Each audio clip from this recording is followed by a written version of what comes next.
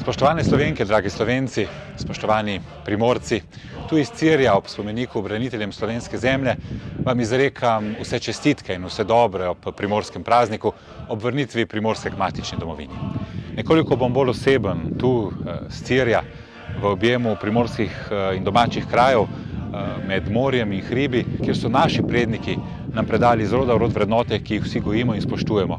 Seveda tiste, ki so povezani z našo preteklostjo, z našo bolečo zgodovino ter seveda z radostjo življenja v skupni domovini.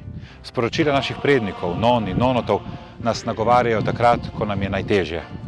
In teh zadnja leta ni bilo malo.